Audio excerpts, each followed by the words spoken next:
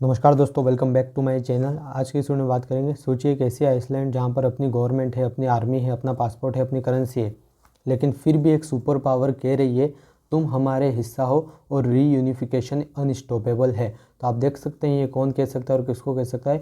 China के president Xi Jinping का ये स्टेटमेंट 2026 का पहले दिन दुनिया को हिला गया।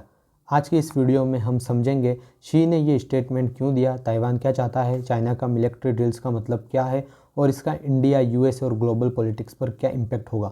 वीडियो एंड तक देखिए क्योंकि ये सिर्फ चाइना ताइवान का इशू नहीं है। चलिए हम समझते हैं चाइना और ताइवान के बीच क्या डिस्प्यूट है। सबसे पहले बेसिक समझते हैं। ताइवान ऑफिशियली खुद को रिपब्लिक ऑफ चाइना मानता है। चाइना कहता है ताइवान उसका ही एक प्रोविंस है। 1949 के बाद से दोनों अलग अलग चल रहे हैं। ताइवान खुद के इलेक्शन कराता है, डेमोक्रेसी फॉलो करता है, लेकिन चाइना मानता है ताइवान अलग कंट्री नहीं है बल्कि चाइना का ही एक हिस्सा है। और चाइना ने बार बार बोला है फोर्स यूज़ करना भी ऑप्शन है। शी जिनपिंग का स्टेटमेंट अनस्टॉपेबल है। 1 जनवरी 2026 को न्यू ईयर एड्रेस में शी जिनपिंग ने कहा reunification of our Motherland is unstoppable.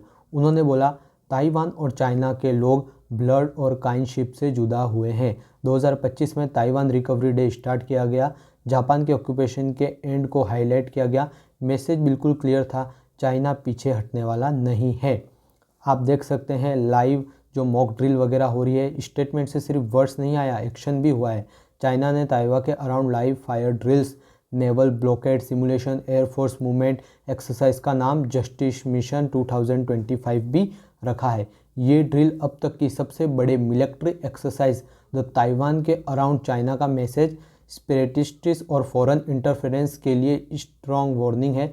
Simple language में ताइवान को डराना, यूएसए को सिग्नल देना। यूएसए का रोल क्या है?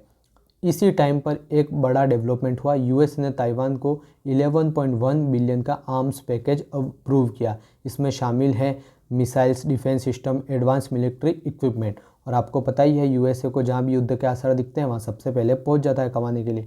लेकिन एक ट्विस्ट है, यूएसए ऑफिशियली ताइवान को कंट्री नहीं मानता, लेकिन ताइवान रिलेशन एक्ट 1979 के अंडर डिफेंस सपोर्ट देता है।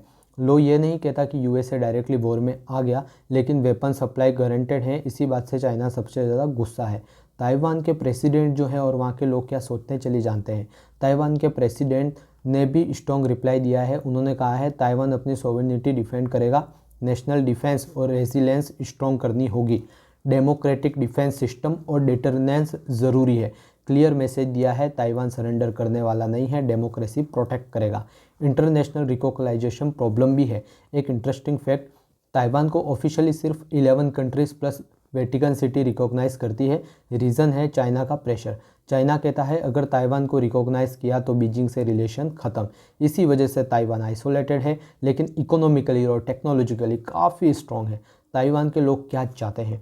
ओपिनियन पोल्स क्या कहता है? मेजोरिटी ताइवान चाहते हैं स्टेटस क्यू, ना तुरंत इंडिपेंडेंस, ना चाइना के साथ रीयूनिफिकेशन। लोग चाहते हैं शांति बनी रखे, स्टेबिलिटी रहे और डेमोक्रेसी ही रहनी चाहिए, लेकिन चाइना में डेमोक्रेसी तो है नहीं। इंडिया के लिए क्यों इम्पोर्टेंट है? अब क्योंकि चाइना में डेमोक्रेसी लेकिन ओनली फॉर सिंगल पार्टी, तो ये एक नाम मात्र की ही डेमोक्रेसी हुई। अब हम देखते हैं इंडिया के लिए क्या फ़र्क पड़ेगा। अब इंडिया एंगल है, अगर चाइना ताइवान कॉन्फ्लिक्ट होता है इंडो पैसिफिक अनस्टॉपेबल होगा। साउथ चाइना सी टेंशन बढ़ेगी, चाइना का प्रेशर इंडिया पर भी बढ़ सकता है। इंडिया जो है ताइवान के साथ ट्रेड रखता है, डेमोक्रेसी को भी सपोर्ट करता है, लेकिन वन चाइना पॉलिसी ऑफिशियल मानता है। इसलिए इंडिया बैलेंस डिप्लोमेसी फॉलो करता है। सारे कंट्रीज़ के साथ इंडिया इस तरीके की ही डिप्लोमेसी फॉलो करता है। तो फ्यूचर क्या होगा? अब सवाल ये है, वॉर होगी, ब्लॉकेड होंगे या सिर्फ प्रेशर टैक्टिक्स? एक्सपर्ट्स कहते हैं शॉर्ट टर्म वॉर मुश्किल, लॉन्ग टर्म प्रेशर और ग्रे जोन वॉरफेयर ज़्यादा लाइकली।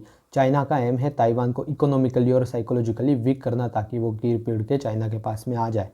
कंक्लूजन ये है, चाइना ताइवान इशू सिर्फ रीजन नहीं, ये ग्लोबल पावर बैलेंस का टेस्ट है। शी का unstable statement, strong warning, political message और मिलिट्री सिग्नल है। आने वाले सालों में ये topic exam, international relation, global news सब जाके दिखेगा। अब हम वीडियो का अंत करते हैं। अगर आपको Hindi English current affair analysis पसंद है तो लाइक करो, शेयर करो, चैनल को सब्सक्राइब करो और कमेंट में लिखो क्या चाइना ताइवान वॉर पॉसिबल है। आपका क्या ओपिनियन है आप लिखो यार, इतनी कंजूसाई मत करो। और मिलते हैं आपको नेक्स्ट वीडियो में। तब तक के लिए आप हमारे 2 वीडियो और बना चुके हैं, वो देख सकते हैं। देखने के लिए धन्यवाद। जय हिंद, जय भारत।